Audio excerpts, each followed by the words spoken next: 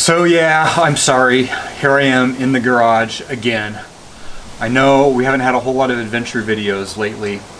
So I was supposed to have been out on a week-long trip with Jason of Primal Outdoors a couple of weeks ago, and we actually started the trip, but we ran into an issue very early on, had to cut it short and head back to town. Jason and I will be heading back out on this trip very, very soon, and I'll have a whole series of what I think are going to be some really interesting adventures out in the Oregon backcountry.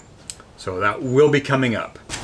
In the meantime, I wanted to bring you guys some small updates on a few things some of you had noticed in my videos, little changes and fixes that I've done in the past few weeks. As some of you noticed, I finally upgraded those rear springs.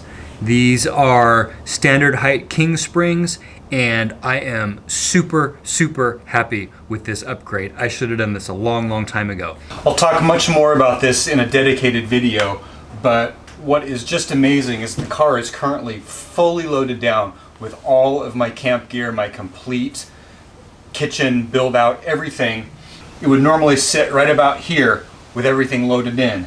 And so going down a bumpy road, the tire would squish all the way down into the fender well, and that's just not happening anymore. It's sitting the way it should have been sitting all along. It looks great, it feels great on the road. Really happy with this. And like I said, we'll talk in much more depth about this in a dedicated video.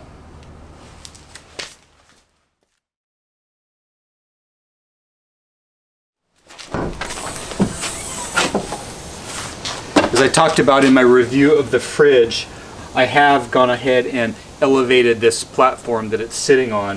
So now the fridge is sitting up a little higher, still opens just fine, easily accessible, but I've gained some space underneath here, and I just need to find some sort of a bin or something that I can use to store some extra dry food down here, because that's really something that was lacking in my setup.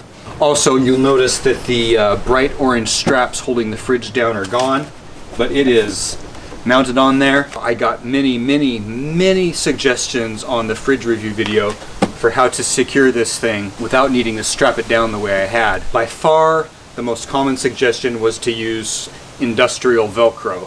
And so that's what I did. I got some heavy-duty wide strips of Velcro, which I put on the platform and on the fridge, and it seems like it's going to work just fine. Now, a bunch of you who watched the review of the Diode Dynamic C2 lights noticed the change on the front here. Here's how that went down. I think we all knew this day was coming. Let's get rid of some of that plastic. I've looked at this bumper for years trying to figure out what makes sense for getting rid of some of it.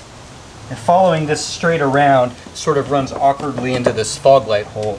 My car isn't equipped with fog lights, so I've really got nothing to lose there anyway. I think like I did on the back bumper, I'm gonna follow this existing contour so that once it's gone, there's still a sort of natural looking break. It looks like it's supposed to be there. It worked really well on the back, and so I think I'm just gonna go ahead and follow that.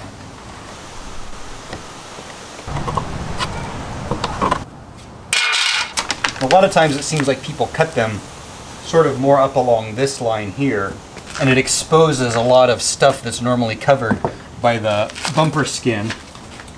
But I don't think there's really any significant gain in approach angle by bringing the cut all the way up here.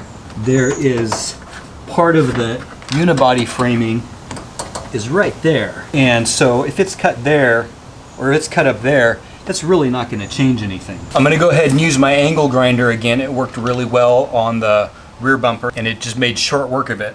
When I did the video on the rear bumper, got a few people who commented that I should have put tape over where I was cutting or something like that to prevent the plastic from fraying or something. You know, I was really pleased with how clean it came out. You can't see any sort of rough edges or anything at all, unless maybe you get right up to it. As far as this car goes, with the scratched up paint and the pinstripes, a slightly rough edge on the cut bumper is the least of my worries. Yep, I'm not gonna mess with tape. I just feel like ultimately it's going to impair my vision. And like this, I can see right where I want to go, follow that line. I think it's going to be fine.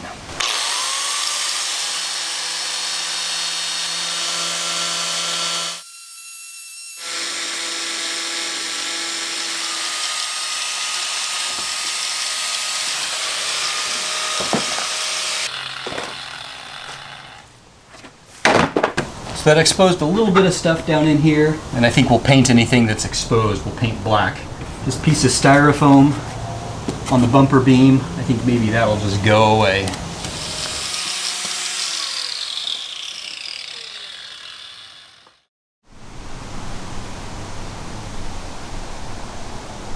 Definitely some gain in approach angle there. It definitely looks like something's missing there. But I'm gonna clean that up under there and paint it all black, and we'll see how it looks.